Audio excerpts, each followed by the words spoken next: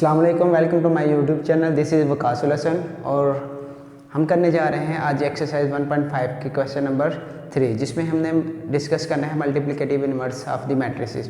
तो multiplicative inverse क्या होता है, इस क्वेश्चन शुरू करने से पहले हम उसका थोड़ा सा इंट्रोडक्शन करते हैं। तो मल्टीप्लिकेटिव इनवर्स, लेट्स सपोज कर लें कि आपके पास दो मैट्रिक्स हैं, एक है ए एंड बी। ठीक है, ये दोनों ही नॉन सिंगुलर है। नॉन सिंगुलर मीन्स दोनों का जो डिटर्मिनेंट है वो इज इक्वल टू 0 नहीं होगा। ठीक है, तो ये दोनों नॉन सिंगुलर हैं और इक्वल मैट्रिक्स हैं। तो हम कहेंगे कि ये दोनों एक दूसरे के मल्टीप्लिकेटिव इनवर्स हैं। अगर इन दोनों को हम मल्टीप्लाई कर दें, ए को बी के साथ और बी को ए के साथ, देन इनका जो आंसर है वो आइडेंटिटी है।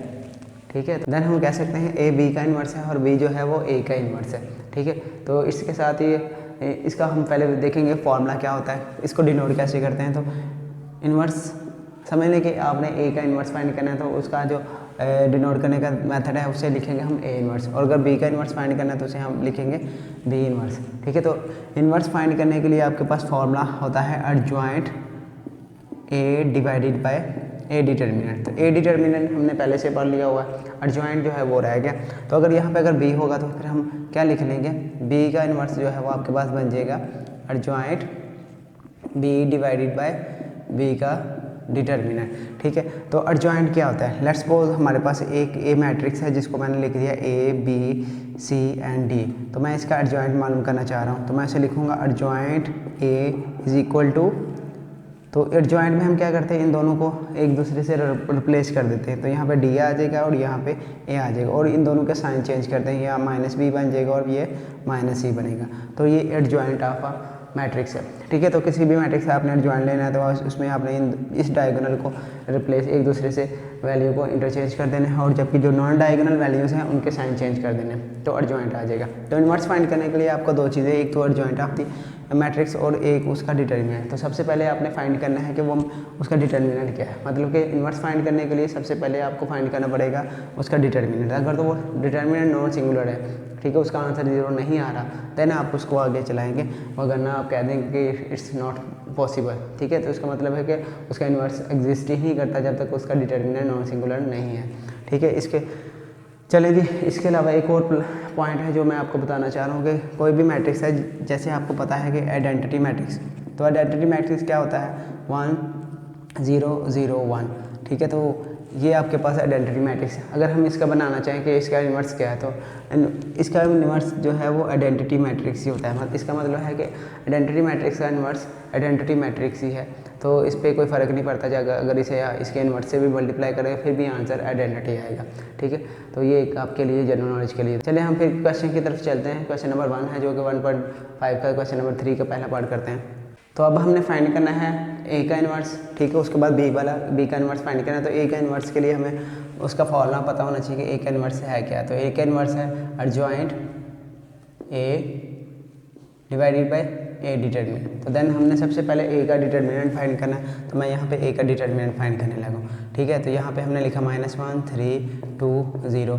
तो इसका डिटर्मिनेंट जो है वो आपके पास क्या आ जाएगा, -1 को 0 से मल्टीप्लाई करें, माइनस लगाएं, 3 को 2 से मल्टीप्लाई करें, हमारे पास क्या आंसर आ जाएगा, 0 को -1 से मल्टीप्लाई -0 आ जाएगा और ये -6 आ जाएगा। ठीक है, तो आपके पास आंसर जो है वो -6 बन जाएगा। अब हम करेंगे इसका एडजॉइंट। तो एडजॉइंट ऑफ ए कैसे हमने करना है, एडजॉइंट में हमने क्या करना है, इन दोनों को रिप्लेस कर दें, यहाँ पे 0, यहाँ पे -1 और यहाँ पे -3 और यहाँ पे आ जाएगा -2।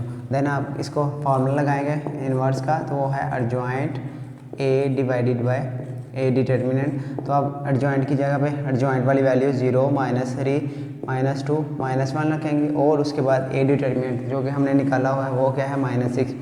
तो अब आपने क्या करना है, इस डिटर्मिनेंट को सबसे डिवाइड करना है, 0 -6, जैसे भी कोई भी नंबर आके सबसे मल्टीप्लाई होता है इसी तरह यहाँ पे ये सबसे डिवाइड होगा। तो -6 -2 -6 और यहाँ पे -1 -6 आ जाएगा। ठीक है, तो आपके पास जो फाइनल आंसर है वो आ जाएगा 0, यहाँ पे माइनस से कटेगा और 3 1 3 और 3। ठीक है, तो यहाँ पे आपके पास 2 1 2 एंड 3 2 6 आ जाएगा, माइनस से कटेगा और यहाँ पे माइनस से कट के 1/6 बन जाएगा। तो ये आपका आंसर आ जाएगा। इसके बाद हमारे पास क्वेश्चन नंबर बी है।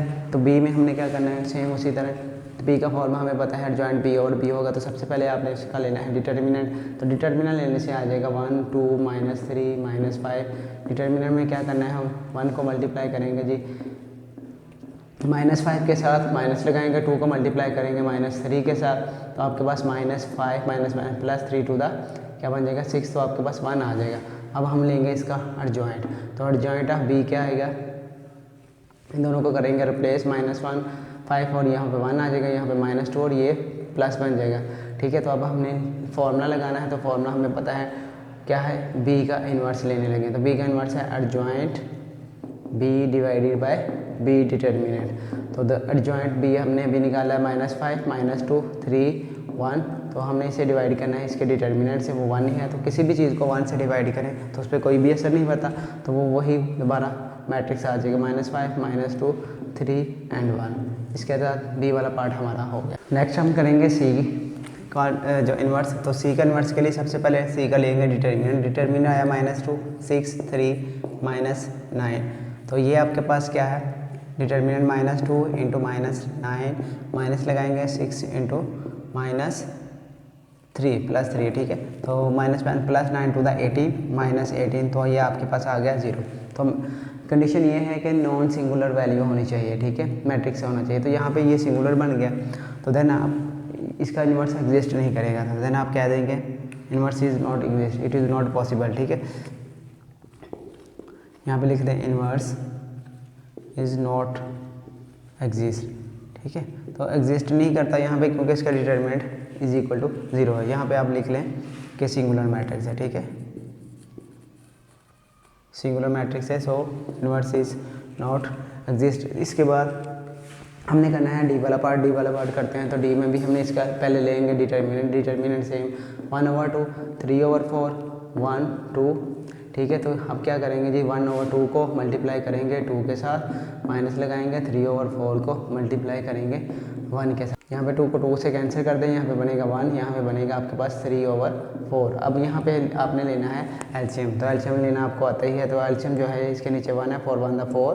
ठीक है, 4 को 1 से मल्टीप्लाई करें, 3 को 1 से, तो 4 - 3 आ जाएगा। तो ये आपके पास 1/3 इसका डिटर्मिनेंट आ गया। अब हम इसका करेंगे जी एडजॉइंट। एडजॉइंट क्या है, एडजॉइंट ऑफ डी, तो वो क्या होगा, ये 2 बन जाएगा, ये 1/2, ये -3/4 और ये आपके पास -1। तो हमने लगाना है डी इन्वर्स का फॉर्मूला, जो कि है adjoint D divided by D determinant. तो एडजॉइंट डी है 2 -3/4 -1 1/2, तो इसका डिटर्मिनेंट जो है वो क्या आ रहा है 1/3। तो इसको आप क्या करेंगे, ये नीचे जाके डिवाइड हो रहा था, ऊपर जाके ये 3 जो है वो इसे ये आपके पास 1/4 था। ठीक है, तो आपने इसको 1/4 करना है, तो 4 जो है ऊपर जाके हो जाएगा मल्टीप्लाई, तो 4 × 2 -3/4। ठीक है, -1 1/2, तो ये आपके पास इसका आंसर बन जाएगा 4 to the 8 -4 से कटेगा, तो यहाँ पे बनेगा -3, यहाँ पे 4 1 the 4, यहाँ पे भी इसे कटेगा, तो ये 2 आ जाएगा आपके पास। डी का इन्वर्स आ गया। इसके साथ ही हमारा क्वेश्चन नंबर 3 जो है 1.5 का कंप्लीट हो गया। इंशाल्लाह इसे अगली वीडियो में हम नेक्स्ट वाले क्वेश्चन करेंगे। तब तक के लिए दीजिए इजाज़त, अल्लाह हाफ़िज़।